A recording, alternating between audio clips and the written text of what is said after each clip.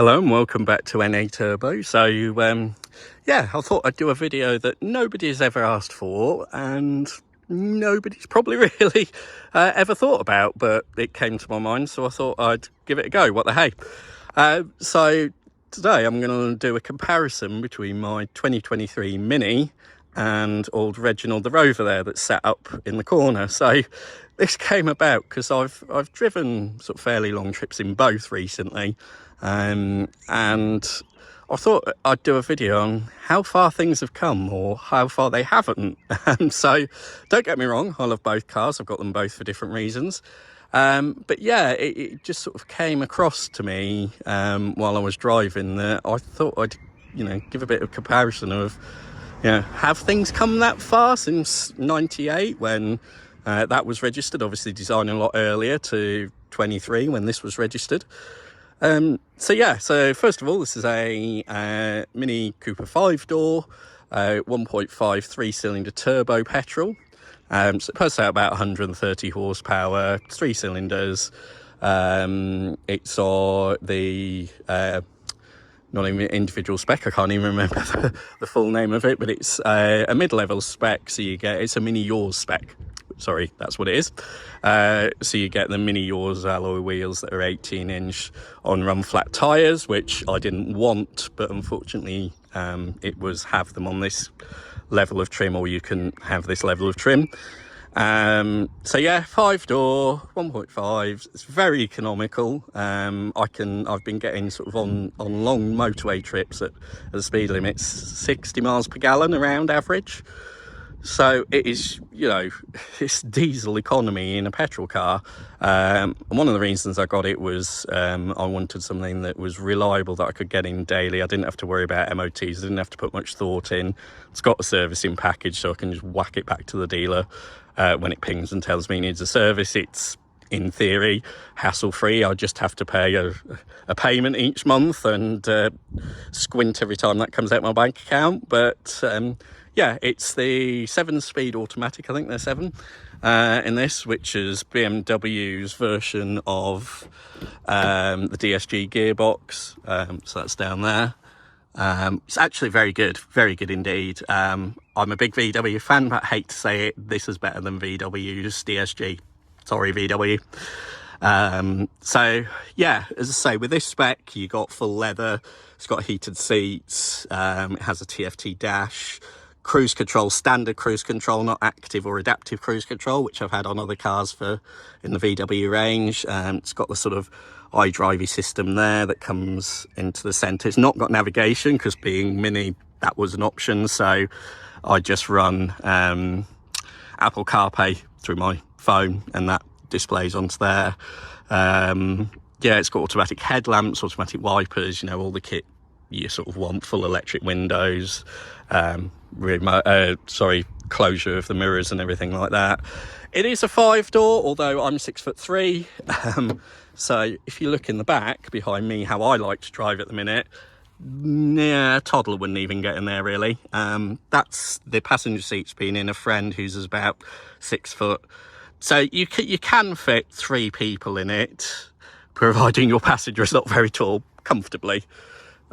So yeah, and I wanted a 5-door over the 3 because occasionally I do that, and I just wanted to have that flexibility. So if we move around to the back, boot space is okay. It's not fantastic, but it's what's classed as a super mini car. So you have you could get a decent amount of shopping and cases in it. Big cases for airport runs. I asked my brother and his girlfriend recently when they went away, and I had to fit their big suitcases in there. You had to put one of the rear seats down, so it won't fit a ginormous case in, but you've got things like this false floor here that will then lift up and you can stow all your bits in there. As you probably noticed, it's got no pump for your tyre, no spare anything, because it's run flats. Yeah, we've sort of had my views on run flats. I don't like them. It's one of the downsides of this car. It is very, very noisy from tyre roar on the motorway because of the run flats.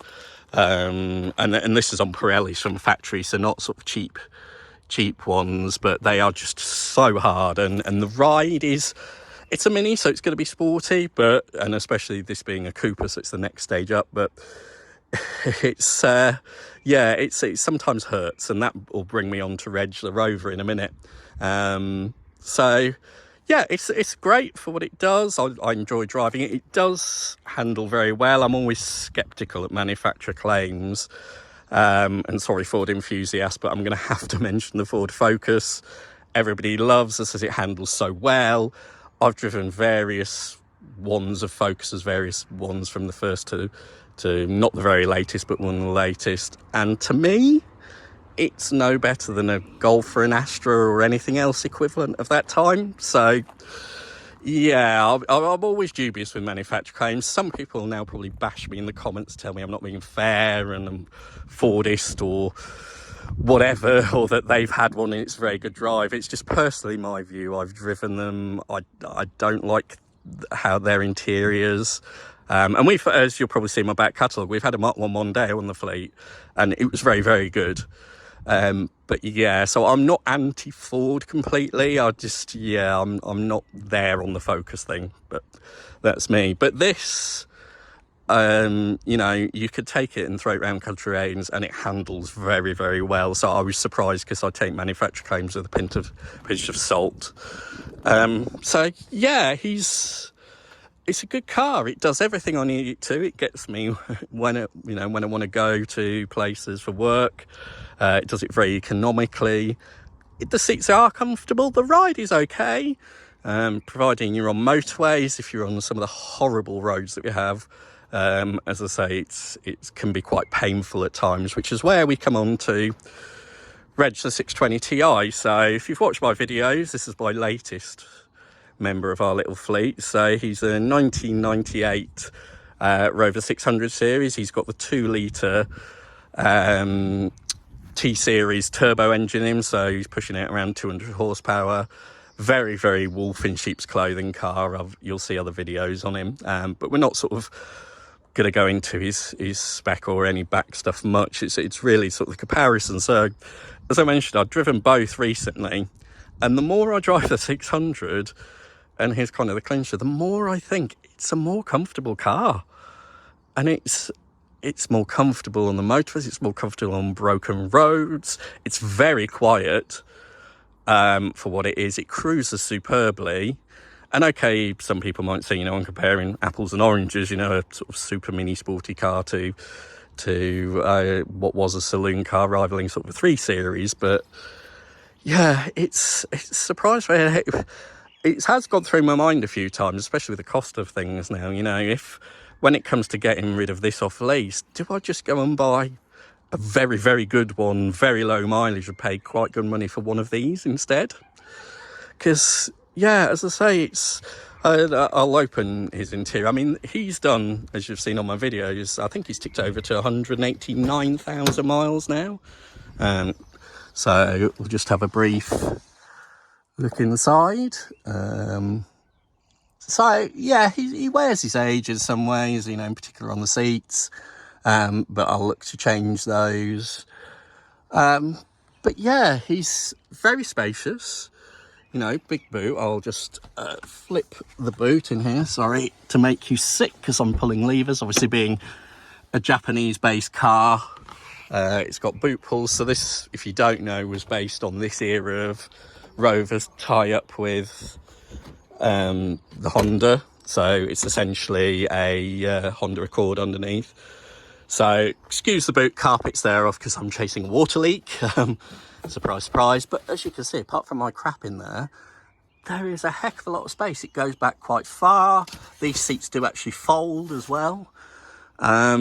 So boot space, very good. Okay, it's not as practical as a hatchback. It's never going to be. But yeah, so other than the sort of bits it's got, the things I would really like, sorry, hopefully not make you too sick as I walk past batteries. You'll see the reason for those in another video.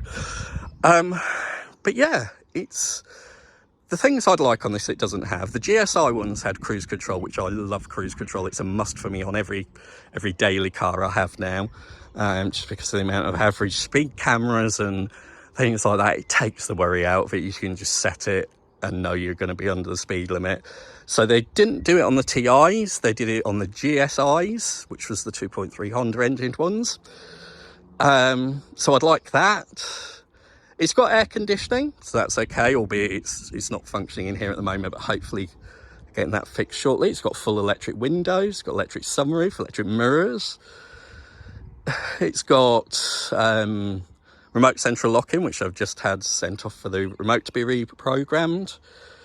It's going to have parking sensors as an addition, because we've got those. I've just got to get them wired up.